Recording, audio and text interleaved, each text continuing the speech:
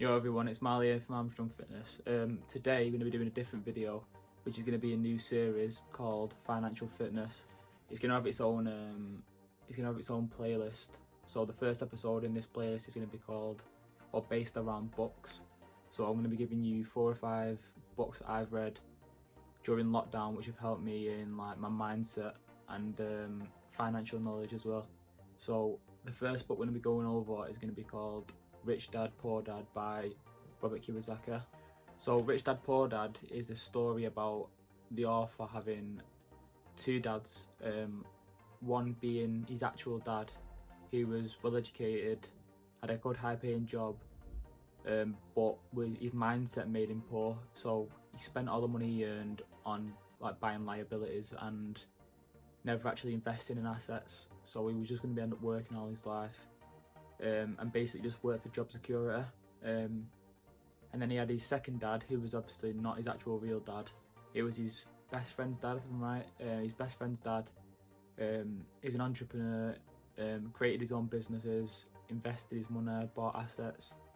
And it basically just tells you the benefits of businesses and investing, rather than just working for someone else and working for someone else's business basically, but go and create your own. That's what he's trying to say and get out of the book. So that author actually has another range of books, all based around the same principles of investing in business and that sort of stuff. So I'm going to put this all under one title rather than separate books, but he also has 2 more books which I've read called Cash Flow Quadrant. This book basically goes over different working sectors. So you've got self-employed, employee, business and investor. So it basically tries to identify which section you want to be working in and which section you're working in now and how to transfer to different sectors. He also has another book which I've read, which is obviously a bit bigger, called Rich Dad's Guide to Investing. Obviously, as it in the title, it goes over investing, running your own business, setting up systems to run your business for you with no work required after you get to a certain point, or little work required, should I say. So yeah, so them 3 books all by the same author. I would definitely advise you to read them. Even though these books are going to be in order and would run through in an order, it's not in order of best to worst, it's just generic order. So the second book, obviously I've talked about the 3, but they're all in the same category as Rich Dad, Poor Dad. The second book which I'm going to be going over is Curtis Jackson, 50 Cent, Hustle Harder, Hustle Smarter. This book is, a lot of books are quite hard to read, can be a bit wordy, but this book to start with would be a good one for people who've never read before. He writes how he would speak in real life, and he uses the same terms as you would do in a normal conversation, if you know what I mean. So he basically talks about his life, like starting off as a gangster basically in America, going to a rapper, but then not just stopping at that and becoming like a business mogul, creating his business, changing his brand from 50 Cent to Curtis Jackson, like being a producer for Power and stuff like that.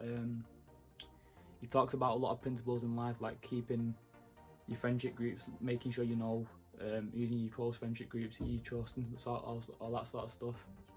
So yeah, basically that's another good book I would probably start with if you've never read before.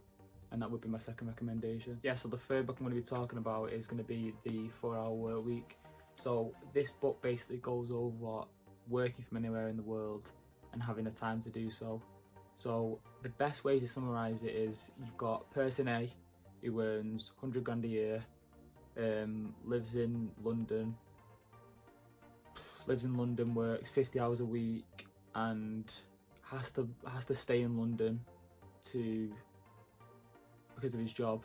And then you've got person B, who earns 40,000 a year, lives in Las Vegas,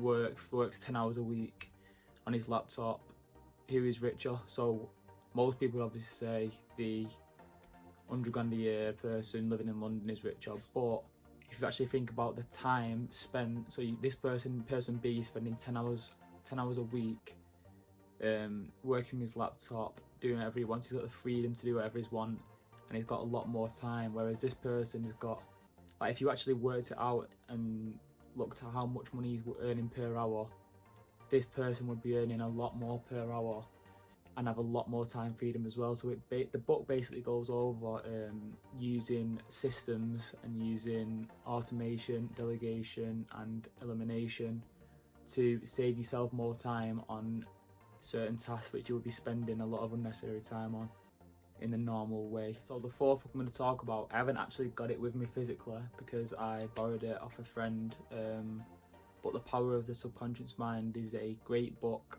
It basically speaks about the power of you, obviously the power of your subconscious mind and the way you can kind of manifest things to actually happen. So believing, consciously feeding your subconscious mind with thoughts actually allows your body to subconsciously just do certain things. So this has helped a lot with me with playing football. So say, I'll give you an example just to make it make a bit more sense. So it's Friday night, you've got a game Saturday morning, you sat in bed nervous, you're thinking, oh, I hope the game gets called off, I don't want to play tomorrow, I'm nervous, I'm going to let people down, I'm going to disappoint myself, I'm not going to have a good game. It comes to the Saturday, you've already give yourself them thoughts, you get on the pitch, you have a bad game, you come off feeling bad about yourself, but it's all because of them thoughts you had on the Friday night. So thinking about now, giving yourself them thoughts, the positive thoughts which are gonna create the positive actions. So basically on the Friday night now, you sat in bed, you're thinking, right, you're thinking positively about the game, you're going over actions that are gonna happen in the game, you're thinking positively, and then you wake up Saturday morning, you're buzzing, you're ready to go, you know you're gonna have a good game because you've thought about everything that's gonna happen.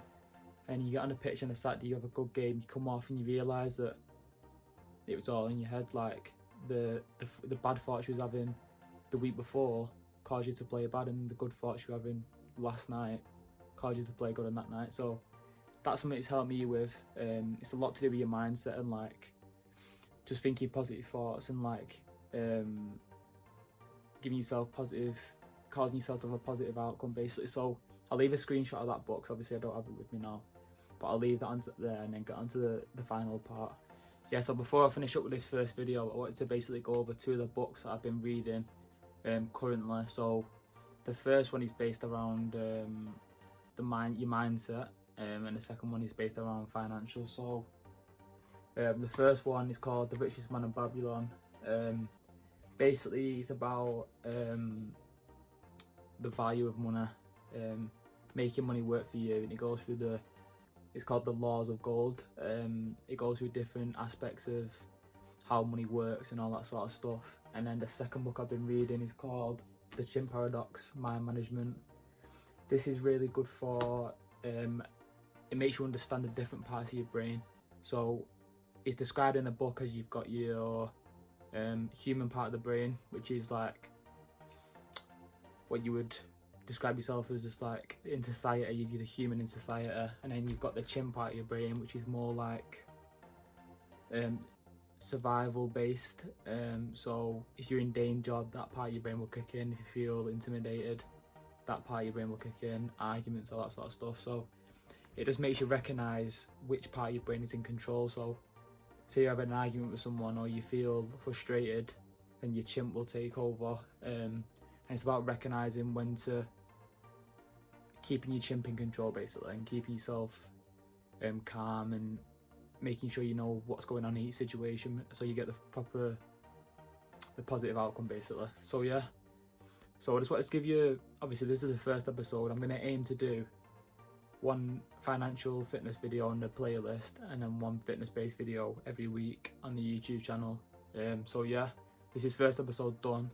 Thanks for watching. If you could like, subscribe, and then obviously as usual, Instagram link and TikTok link will both be in the description below. So thank you.